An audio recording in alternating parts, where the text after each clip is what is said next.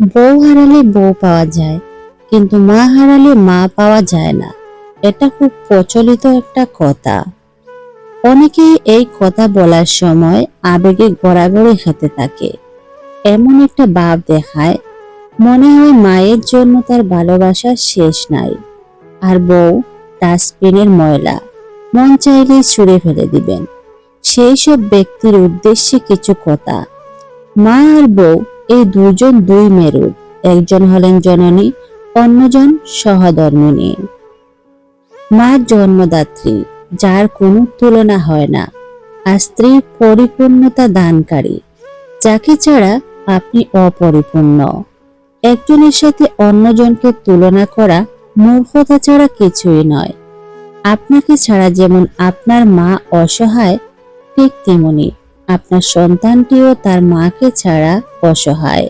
আপনার মা যেমন বড় মাছটা নিজে না খেয়ে আপনাকে খাওয়ান, খেতে বসলে খেয়াল করবেন, ঠিক একই কাজটা কিন্তু আপনার স্ত্রীও করেন। আপনার কিছু হলে আপনার মায়ের পর সৃষ্টিকর্তার কাছে আঁচল পাতিলে আপনার স্ত্রী পাতেন।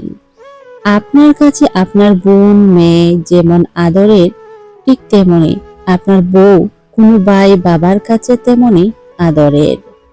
আপনার মৃত্যুতে আপনার মা যেমন হবে সন্তান হারা, ঠিক তেমনি আপনার জীবন সঙ্গী হবে সঙ্গী হারা।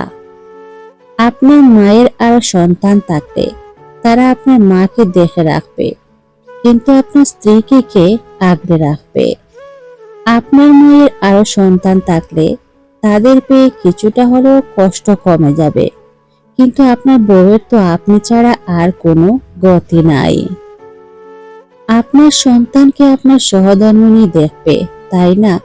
আপনার মা অন্য সন্তানদের মাঝে নিজের বাকি জীবনটা কাটিয়ে দেবে, কিন্তু আপনার স্ত্রী কি নিয়ে বাঁচবে? আর বাচ্চাদের ভবিষ্যৎই বা কি হবে? তাই একজনের সাথে অন্যজনের তুলনা করবেন না প্লিজ।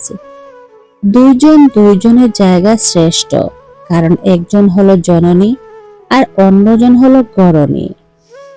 মানুষ চিনুন, সব সময় সাবধানে থাকুন। যে মানুষ অন্যদিকে তাকিয়ে কথা বলে, নিঃসন্দেহে সে আপনাকে ভালো চোখে দেখে না।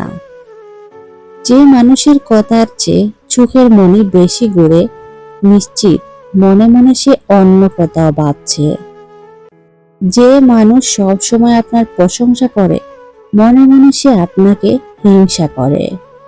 যে মানুষ সব সময় আপনাকে তেল মারে, বুঝে নেবেন সে আপনার থেকে কিছু হাতাতে চায়। যে মানুষ সব সময় ঘুরে ফিরে একই কথা বারবার বলে, বুঝে নেবেন সে কিছু জানার চেষ্টা করছে।